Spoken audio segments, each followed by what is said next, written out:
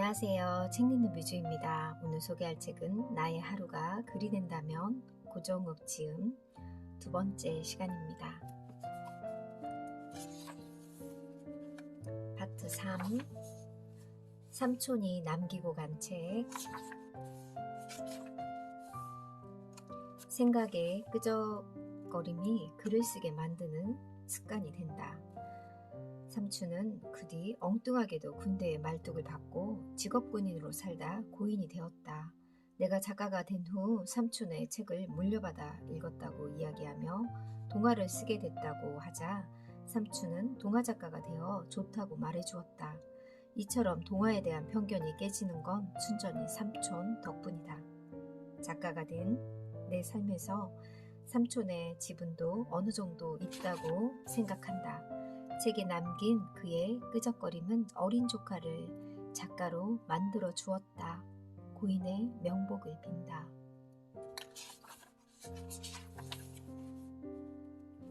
집 밖으로 짧은 여행. 벤치에 앉아 있노라면 이렇게 오가는 사람들을 자세히 관찰할 수 있다. 하지 말라고 써 붙여 놓아도 아랑곳하지 않고 꼭 후진 주차를 하는 사람들이 있다. 그들의 형태는 습관인가 의도인가?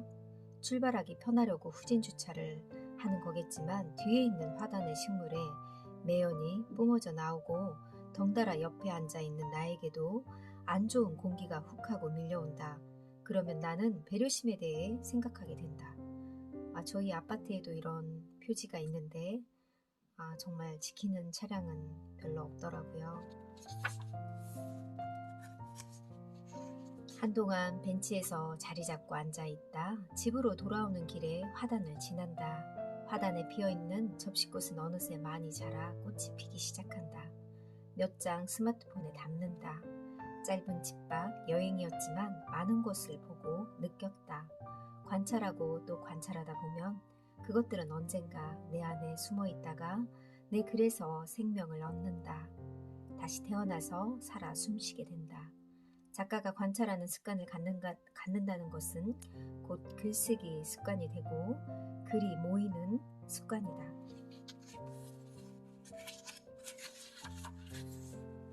글쓰기 관종이 되자. 나무들을 구한 책벌레에 관한 기획이 나온 어느 날 나는 300권 가까이 책을 내고 400만 부 판매하는 내게 큰 죄가 있음을 깨달았다.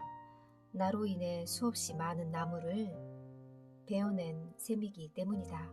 이 죄를 어찌 갚아야 하나 생각하니 두려움이 내 온몸을 엄습했다. 그래도 책으로 나무들을 베어 쓰러뜨렸으니 조금은 정상 참작이 되지 않을까? 그때 떠오른 아이디어가 책을 너무 많이 읽어서 나무들에게 원한을 산 책벌레 이야기였다. 가치 있는 일에 나무를 썼으니 나무들도 용서해주지 않을까? 저는 그런 생각을 했습니다. 내 글을 주변에 보여주는 것, 그것은 나의 시행착오를 줄여주는 일이다. 가끔은 자존심 상해서 어떻게 자기가 쓴 글을 후배한테 보여주냐고 하는 사람이 있다. 잘못된 생각이다. 글은 내가 아니다. 남들이 나의 글을 지적하는 것은 나를 비난하는 것이 아니다. 글의 잘못을 집어내 지적하는 것은 내가 부족한 사람이라고 하는 게 아니다. 나의 글이 아직 덜 익었다는 뜻일 뿐이다. 인격은 도야하기가 힘들고 성격은 고치기가 힘들다. 하지만 꼭 불가능한 건 아니다. 고칠 수 있고 나아질 수 있다. 수없이 지적받고 고치며 지적사항을 뼈에 새기면 된다. 좋은 글이 나올 때까지 읽어달라고 닥치는 대로 부탁하자. 얼굴에 철판을 깔아야 한다. 읽고 또 읽어 준 것을 고치고 또 고치면 그들의 수고로 나의 글은 점점 좋아진다. 피바다가 어느 순간 맑고 깨끗해지는 때가 온다. 왜 감추며 왜 부끄러워하는가? 그럴 바에는 글을 쓰지 않는 것이 더 낫다. 내 글이 여러 사람들에게 읽혀서 좋아지도록 만드는 글쓰기 관종이 되자. 가슴속 풀리지 않는 응어리는 간직해라. 제주도에 강연하러 갈 일이 있어 비행기를 탔을 때의 일이었다. 옆자리 80대 노파와 이런저런 이야기를 나누게 되었다. 부부가 오래 살려면 가장 중요한 게 뭡니까? 이렇게 물어보자 노파는 의미심장한 표정을 지으며 말했다. 참아야 합니다. 네? 내 안에 응어리를 묻어두고 무조건 참아야 합니다. 작가도 마찬가지다.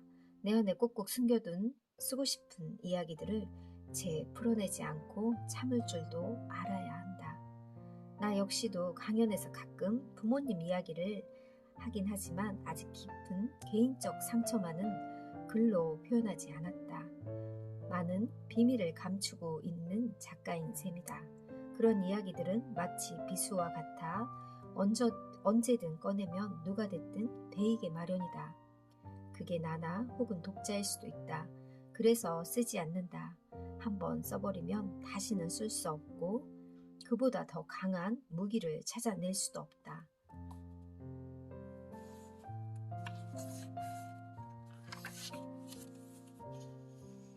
독서 시간을 확보하라.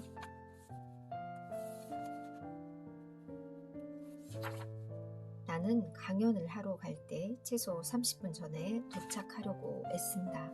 툭하면 정체되는 교통 상황 때문에 서두를 수밖에 없다. 그럴 때 주어진 1시간은 선물과 같은 시간이다. 그럴 때면 책을 읽거나 원고를 쓴다.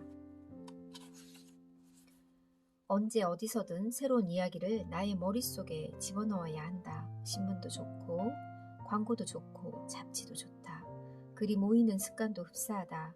글 쓰는 자는 새로운 지식과 정보에 늘 목말라야 해야 한다.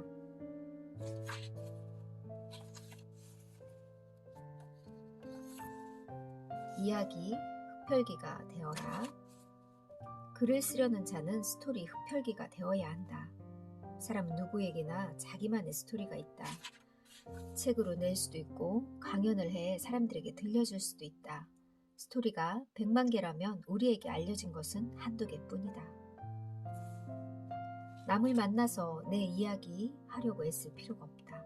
나는 그들의 이야기를 들어주기만 하면 된다. 내 이야기는 글로 쓰면 된다. 내 이야기를 듣고 싶은 사람은 그 책을 사봐야만 할 것이다. 편집과 인용의 묘비. 편집과 인용이야말로 나의 의견과 주장을 밝히는 뿌리요 걸음이고 밑받침이다. 남의 이야기를 듣지 않는 자들이 쓴 글은 얼마나 졸렬한가. 남의 말을 잘 듣고 수긍하며 때로는 반박하고 때로는 비판하는 자여야만 좋은 글을 쓸 수 있다. 누군가 내 얘기를 아무런 반박 없이 잘 들어준다면 그는 나의 적이거나 영혼 없이 들어주는 자일 가능성이 높다. 언제 어디서든 들고 다니는 스마트폰이 글쓰기에도 유용한 도구가 되어준다. 적극 활용하여 나의 지적 자산을 확보하는 습관을 들이도록 하자. 오가다가 발견한 좋은 구절과 좋은 문구들이 나의 손안에 가득 차 있다면 어느 순간 당신도 글이 쓰고 싶어질 것이다. 반전은 곧 상상력이 된다. 상상력이다. 글쓰기에 있어서 반전은 굉장히 중요한 요소다. 고전적인 글쓰기는 기승전결에서도 전이 반전 역할을 한다. 별 무리 없이 이어가던 이야기가 일거에 뒤집기 때문이다. 반전 없는 글은 조미료 없는 음식이라 할 수 있다. 작가가 되고 난 뒤에도 각종 사보나 관보 등의 콩트를 연재했다. 그 콩트만 묶어도 책이 몇 권 나올 테지만 한 번도 책으로 낼 생각은 하지 않았다. 콩트는 그 순간 읽고 웃음을 터뜨리는 것이어야지 모아놓으면 재미가 없기 때문이다. 반전도 그런 것이다. 순간 탁 치는 아이디어가 있는 것이지 반전 자체가 글이 될 수는 없다. 글이 끝날 무렵 뒤통수를 치게 만드는 것, 그것은 어디까지나 양념에 불과하다. 시간을 정해놓고 쓰자. 자, 오늘의 주제는 설렘. 지금이 5시 10분이니까 20분까지 10분 주겠습니다. 시작. 강의를 듣는 학생들은 일제히 노트에 작문을 하기 시작했다. 10분 만에 글을 써야 하는데 5분 이상 생각할 수 없는 노릇이다. 길어야 1, 2분 생각하고 바로 펜을 들어야 한다. 고치고 수정할 여유 따위 없다. 무작정 써 내려가야 한다. 10분 내로 마무리해야 한다. 방향을 정하고 그냥 내달려야 한다. 이 길이 아닌가 봐. 같은 생각은 사치다. 자, 10분 됐습니다. 학생은 자기가 10분 동안 쓴 글을 읽어야 한다. 수십 명의 낯선 사람들이 듣고 있는 자리에서 남 앞에서 자기가 쓴 글을 읽는다는 건 쉽지 않은 경험이다. 같은 주제로도 얼마든지 다르게 글을 쓸 수 있다는 것을 듣고 배우는 것만으로도 글쓰기는 크게 성장한다.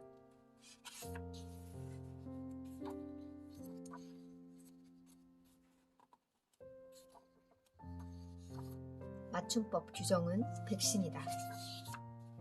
바르게 적고 제대로 띄어쓰는 것은 우리말을 쓰는 사람들의 의무일 뿐 아니라 우리말에 대한 사랑을 표현하는 가장 좋은 방법이다. 사정이 이렇다 보니 띄어쓰기가 잘 되어 있는 안내문, 맞춤법에 틀림이 없는 통지문 등을 보면 왠지 그날 하루가 상쾌하고 기분이 좋다. 자신이 쓴 것이 맞는지 틀리는지 주변에 물어보거나 손에서 절대 내려놓지 않는 스마트폰으로 확인만 해도 이런 일은 벌어지지 않을 것이다. 맞춤법 규정은 어렵거나 무서운 게 아니다. 가끔 꺼내서 읽어 보는 것이 좋다. 그러면 혹시 또 모르지 않은가? 당신도 출판사에 취직하거나 작가가 될 수 있을지. 글쓰기의 MSG, 라임. 내가 라임에 대해 처음 알게 된 것은 부전공으로 영문학을 하면서 영시 수업을 들었을 때다. 영시 개론에서 매우 중요하게 생각하는 것이 있는데 그게 라임이었다. 성조라든가 억양 이런 것들에 의해서 영시의 운율이 좌우되는데 가장 기억에 남는 것이 라임이었다. 글쓰기에도 라임을 잘 맞추는 건 굉장히 중요하다. 같은 표현이라도 라임을 잘 맞추면 인상 깊게 남으며 신선한 쾌감을 준다. 소통이 없으면 고통이 따른다. 모범생이 되기보다 모험생이 되라. 작가인 내가 봐도 무릎을 칠만한 멋진 라임이다. 내가 만든 라임도 있다. 세계 최고의 대학은 들이대, 최고의 고등학교는 아니면 말고, 최고의 중학교는 열공중, 최고의 초등학교는 인동초.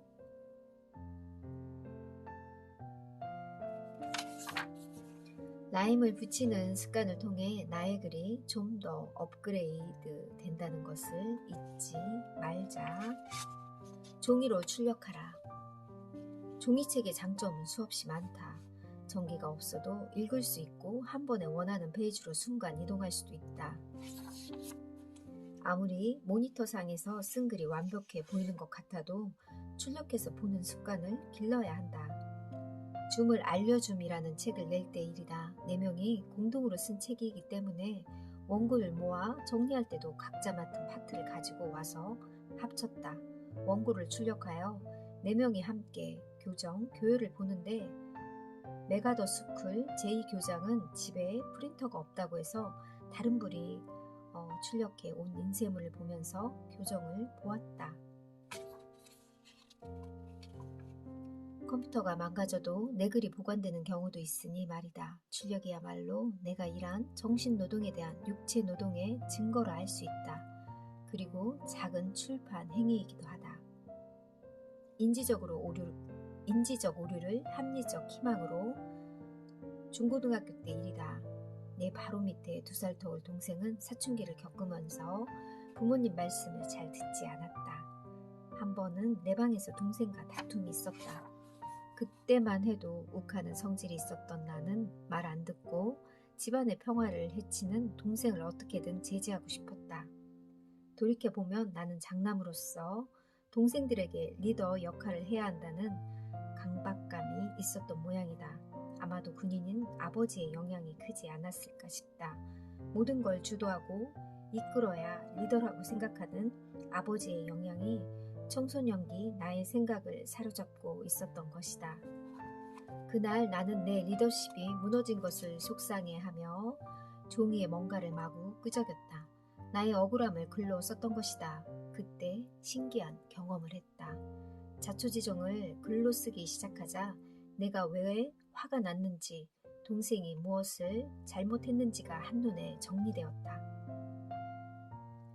동생은 형의 말을 무조건 들어야 한다는 인지적 오류를 나는 범했던 것이다. 동생은 형의 말을 들어야 한다. 우리 집안은 아버지의 리더십 아래 똘똘 뭉쳐야 평화롭다. 나는 장남으로서 동생들을 장악해야 한다. 이런 인지적 오류들로 가득 차 스토브를 들어 집어 던지려 했던 것이다. 나의 생각을 글로 옮겨 쓰자 인지적 오류가 합리적 신념으로 바뀌어야 한다는 걸 깨달았다. 동생이 내 말을 들었으면 좋겠다. 우리 집안은 아버지의 리더십 아래 똘똘 뭉치면 시끄럽지 않을 것이다. 나는 장남으로서 동생들을 장악하면 좋겠지만 굳이 그래야 할 의무는 없다. 그렇게 쓰고 보니 동생에게 화내기 전에 이렇게 글로 써서 먼저 생각을 정리했었더라면 하는 아쉬움이 남았다. 현대인은 분노 조절 장애가 있다고 한다. 분노 조절을 하지 못해서 화를 내고 엉뚱한 곳에서 폭발하곤 한다. 낙타 등뼈를 부러뜨리는 것은 산더미같이 쌓은 짐이 아니라 그 위에 얹힌 낙엽 한 장이란 말이 있다. 멋진 표현이다. 슬프거나 우울하거나 괴로울 때는 글을 쓰면 된다. 글로 옮겨 적다 보면 그런 부조화를 합리적 신념이나 희망으로 바꿀 수 있다. 나는 타인과의 관계에서 문제가 발생하면 그 일을 글로 적어본다. 그러면 합리적 신념이 바뀌는 동시에 묘한 쾌감이 든다. 절대 잊지 않겠다는 각오도 하게 된다. 물론 절대 잊지 못할 일은 없다. 과거 10년, 20년 전 메모를 보니 이런 일이 있었나 싶은 것들도 많기 때문이다. 하지만 메모를 했기 때문에 남는다. 화는 글로 풀어야 한다. 감정이 출렁일 때 글을 쓰자. 글로 쓰다 보면 감정이 정리되는 장점이 있고 먼 훗날 이것들이 나의 글쓰기 자산이 될 수 있다. 끊임없이 메모하고 또 메모하자. 저는 화를 글로 풀어야 한다는 이 부분이 참 좋았습니다. 내가 뭐에 괴롭고 어떤 감정이 들고 어떤 거에 화가 나는지 스스로 글로 적어보면 제 마음의 감정도 많이 정리될 것 같다는 생각이 들었고요. 가끔 저도 그렇게 써보기도 하는데 자주 그런 일을 해야겠다는 생각이 들었습니다. 여러분들도 꼭 실천해보길 바랄게요. 오늘의 습관이 내일의 근력이 되는 비법. 어떻게 그렇게 많은 글을 쓸 수 있느냐고 사람들이 자주 묻곤 한다. 비결은 너무 단순해서 비결이라고 말하기가 미안할 정도다. 매일 숨쉬듯 글을 쓰면서 글쓰기는 내 삶의 기본이다. 강연이나 심사 같은 스케줄은 글쓰기는 내 삶에 잠시 끼어든 그저 작은 돌발 변수일 뿐이다. 글쓰기를 자주 하면서 글로 하루를 시작해보는 것도 참 좋을 것 같네요. 감사합니다.